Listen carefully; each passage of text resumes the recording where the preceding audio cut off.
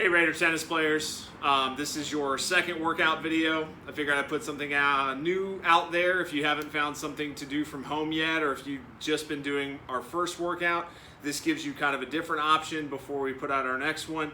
Just something to break it up, something a little bit different from our normal circuits. This one's going to be only a couple of movements, and the reps are going to go up, and this workout is going to be for time. And I'll kind of explain what that means as we go along. To warm up for this workout, we're just going to do a couple of different things, and the first one is just going to be a static squat or just a deep squat for a certain amount of time. What you want to do is you want to get your feet shoulder width, and I'll get up a little farther away so you can see me, and come as deep down into a squat as you can with the chest up, and just try to relax in this position as much as possible. And we're going to want to hold this position for 1 minute. So it's okay to rest your arms on your knees here and try to get yourself a little bit lower. Try to keep your chest up. Don't let your back round like this. Try to keep the back flat and just sit as low in this squat as you can while staying relaxed. And we're going to want to hold that for 1 minute before we start our workout. All right. The next thing we're going to do to warm up are some planks, and there's a couple of different variations of the plank that I'll show you. You can adjust it to your level. If it seems really easy, try one of the harder levels. If the first one I show you seems plenty hard, you can just stay with that one. We're going to want to do a full minute of planks, so you can start with just a standard plank on your forearms. Get far enough back so the camera can see me. So you'll come down and just come on your forearms with a nice tight body position. I'm on my toes. I've got my toes dug into the ground, and I'm just holding this for 1 minute. If this seems really easy, you can come up on your hands in a push-up position and hold this as your plank for 1 minute. If this seems easy, you can, or if you want a variation, you can go to a side plank. I've got one of my feet, I'll show you this way. One of my feet on the ground, I've got my other foot stacked on top. Hold the side plank like this. Want to make that harder, I can put my hand above my head. I can even raise my leg here to kind of increase the difficulty in the balance. And if that's still easy, we can do what are called plank tornadoes, where you go from a straight plank to a side plank and kind of transition back and forth.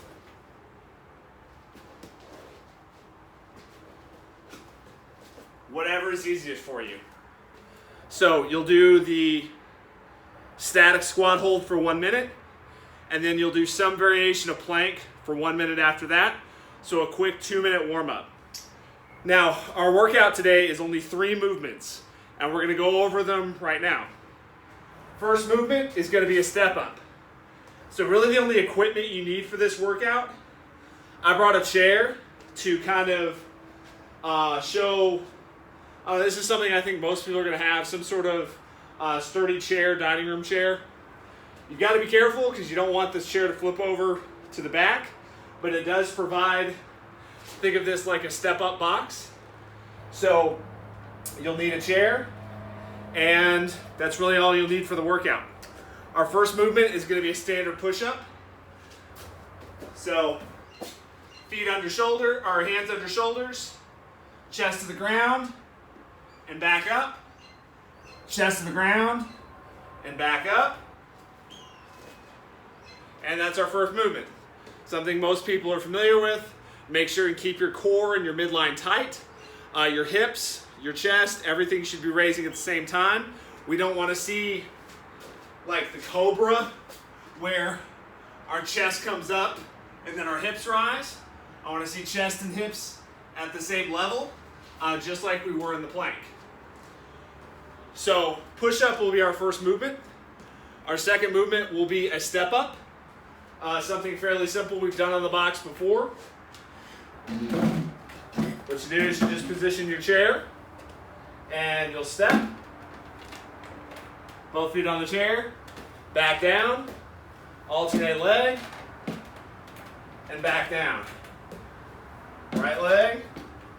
Down. Left leg. Down. Don't get too vigorous with these if you have a chair you don't trust. A weightlifting bench or a low, very sturdy coffee table are also good substitutes for this. If you have workout equipment at home, a nice way to make this a little bit more difficult are to hold dumbbells or kettlebells. If you only have one, you can hold it in one hand. If you have a heavier weight, you can hold it with two hands like this on your chest. Whatever's better for you. So it would be the same thing, just holding weights to make it a little bit more difficult. Always remember to alternate your legs on the step-ups.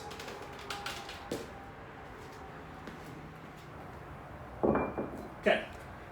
And our third movement is going to be a glute bridge. And this is something we've done a little bit of, but not that much when we were in school. So again, you'll be using your chair, your coffee table, your weight bench, whatever you're using. You'll lay yourself flat on the ground.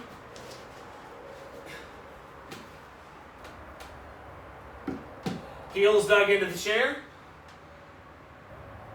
And you're just raising your glutes here and back down. This is something you should feel in your hips, in your butt, and in your hamstrings. Raise and lower. If you get a little closer to have your legs parallel, makes it a little bit more difficult. If this still seems easy, if you're somebody who has a strong lower body, go to one leg.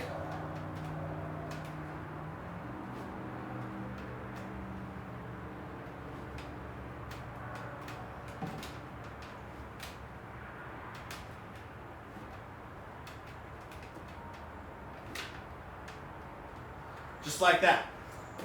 So, the workout we're going to do this week is those three movements. Now, this workout is going to be 15 minutes long, and it's going to be for time. So what you do is you get, a timer, a watch, use your phone, and you're going to set it for 15 minutes. When that 15 minutes is up, you record how far you got on the workout. And Coach Blodgett and I would love to hear on Remind about how far you're getting in this workout. If you do this every other day, you should see an improvement in how much you're able to get done in that period of time. So the workout is 5 of everything, and then it goes up by 5 each round. So let me show you how it'll work. So you'll start with your push-ups, and you'll do 5 push-ups. 5 push-ups. 1, 2, 3, 4, 5. Go directly from your push-ups to your box step-ups. 1, 2, 3, 4, 5. Then I'll go down to my glute bridge. 1, 2, 3, 4, 5. Then I'm going straight back to push-ups. Only this time, I'm going to do 10 push-ups. And I'm going to do 10 step-ups. And I'm going to do 10 glute bridges. If you're doing the one-leg glute bridges, just make it an even number as much as possible. So if you're doing 10, do 5 on the right leg, 5 on the left leg. If you're at 15, do like 8 on one leg, 7 on the other leg. The third round, you'll do 15 of each movement, then 20 of each movement, then 25, then 30. See how far you can get. Now, one of these movements, especially the push-up, this can turn out to be a lot of push-up reps. So, a way to kind of keep moving without taking too much rest in this workout is to scale or make the push-ups a little easier. We can do that using our chair as well. So, let's say I'm into the round of 25 and my push-ups are starting to really get, my body's not moving in a good way, my arms are really tired, but I want to keep moving, I want to keep my heart rate up. What I do is just use the chair. So use my chair for the push-ups. Makes it a little bit easier.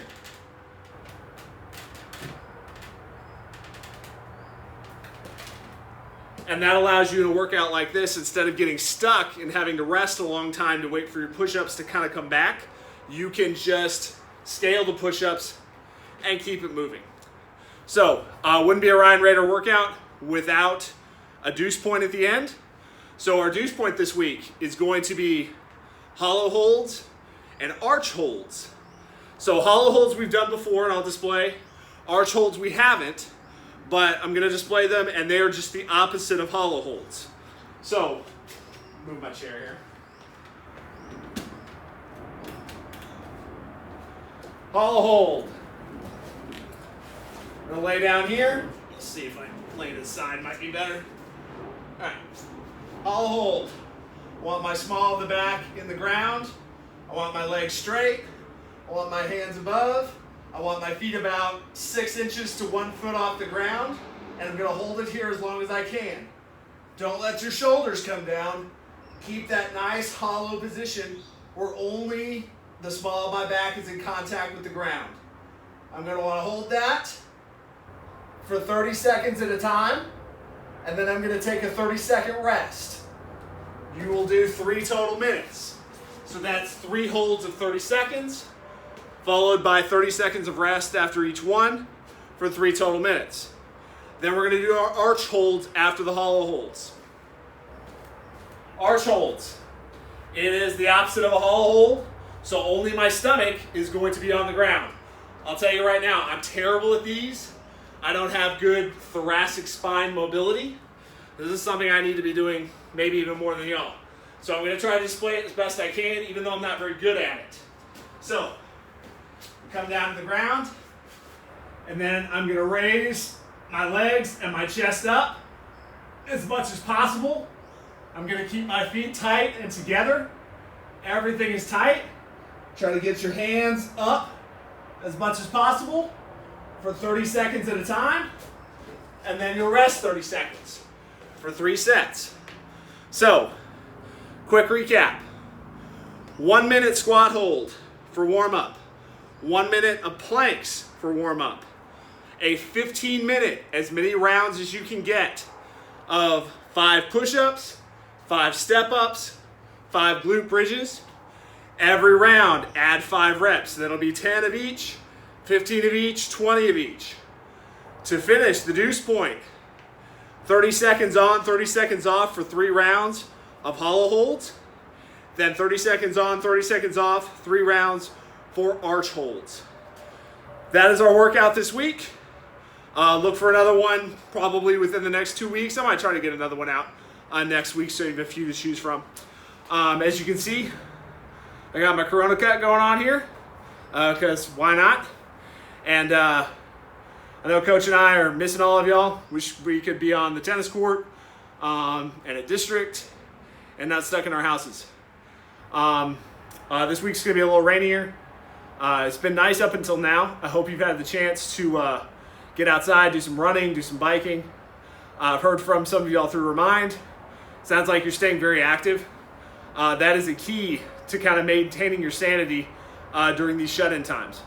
So my suggestion, if you don't already have a daily schedule for your schoolwork, it's a really good idea to make one of those. I know me with small children, schedule is absolutely a necessity. You're older, you can get by without it, but I'm gonna tell you, you'll be a happier person, and this time will seem less straining if you have at least a general guideline of a schedule. Like I'm gonna work out every day at 10 a.m. or 9 a.m. I'm gonna do schoolwork during this time. I'm gonna eat lunch during this time. I'm gonna play Call of Duty during this time. It's important to have those things scheduled. Otherwise, every day kind of, I don't know, they drag into one another. And you can have different schedules for different days. I think that's something good to break up what can seem like every day over and over, because it does seem like the same day over and over. But just look for things to try to make it fun. And I know for me, I'm a much happier person if I work out every day, especially in the morning, to kind of set the tone for the rest of my day. So I hope y'all will do that too. If you need Coach or I for any reason, email us hit us up on Remind. We can set up Zoom calls if you want. But just know that we're thinking about y'all and we're ready to see y'all, probably even more than y'all are ready to see us. So I hope everyone's doing well, everyone's staying healthy, washing your hands, maintaining social distancing, obviously, and hopefully we'll be back sooner than later. So it was good talking to y'all, even though it's only virtually and I can't see you, but I'm gonna just assume that y'all are talking back and I can see your smiling faces, and that makes me happy. So everyone take care. I'll see you again in a video within the next couple weeks.